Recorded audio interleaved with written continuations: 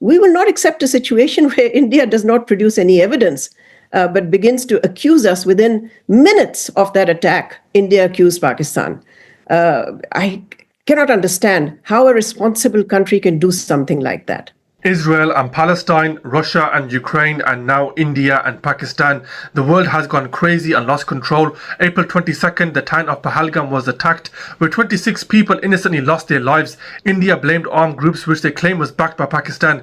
India responded with airstrikes in 9 locations, killing a number of children, destroying a number of mosques without any concrete or credible evidence. Sounds very similar to another story, doesn't it? A very interesting discussion around this was between Pakistan's former representative to the UN, Maleeha Lodhi, and Sky News.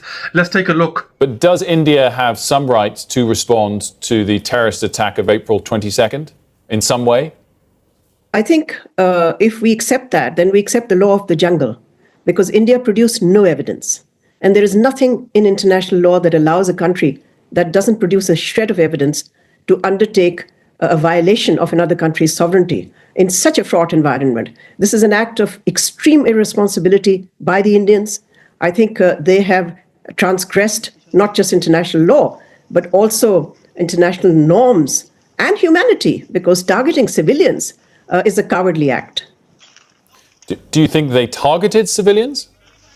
They knew exactly what they were targeting. This is exactly what happens when countries become lawless and are allowed to do whatever they want, whenever they want. Israel, despite ICC and ICJ rulings, have continued their genocidal campaign without any repercussions, and as a result, India has now attacked Pakistan without a shred of evidence. Prior to the attack, Pakistan requested to see evidence so they could investigate appropriately. However, no evidence was provided. Instead, an attack which killed 31 people, including children. Something else that the Indian Foreign Secretary said, he said that further attacks on India were impending, and these actions were in part to deter and preempt. What is your thought on that? Well, again, if you produce no evidence, you can say whatever you like. But the reality is that 26 people are dead in Pakistan. They're civilians. They were killed in the Indian attack. So the Indian Foreign Secretary can talk about calibrated attacks and how limited they were. But if limited attacks produce this impact, then I'm afraid Pakistan has also every right to respond. Is it fair to suggest that some of these sites that have been hit did contain terrorists? Well, where's the evidence? I mean, we can say whatever we like. I mean, anybody can say whatever they like. I'd like to see the evidence. We would like to see the evidence. I mean, the attack in Kashmir, which triggered this whole confrontation, in that attack also, India did not produce any evidence. Your report or your reporter talked about a UN Security Council meeting. Yes, Pakistan called that meeting. If Pakistan had any sense of guilt, why would it want a meeting of the UN Security Council to be convened? And what did we say in that meeting? We said what we said publicly. We are ready for a neutral investigation into what happened, but we will not accept a situation where India does not produce any evidence, but begins to accuse us within minutes of that attack. India accused Pakistan. I cannot understand how a responsible country can do something like that.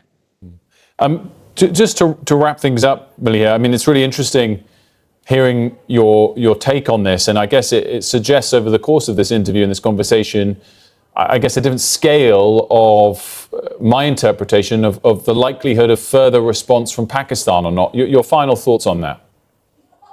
As I said, I think it's for the National Security Committee to decide future course of action. But international intervention, particularly the US role, remember that in all the 5 crises that have occurred in the last 25 years between India and Pakistan, guess who diffused those crises? The United States. So again, the US is going to be playing the role of a fire brigade, as it were, and I hope that this is it for now.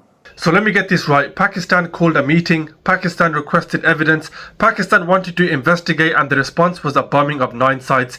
This is not only a barbaric attack, but shows poor leadership. When someone puts their hand out to you and says, let's work together, let's find out what happened, let's have a meeting, and instead decides to invade your airspace and slaughter innocent people, then how can you expect any positive outcome to come from this? Anyway guys, let me know your thoughts in the comment section below. Thanks for watching. Support me by liking and subscribing. I'll see you in my next video.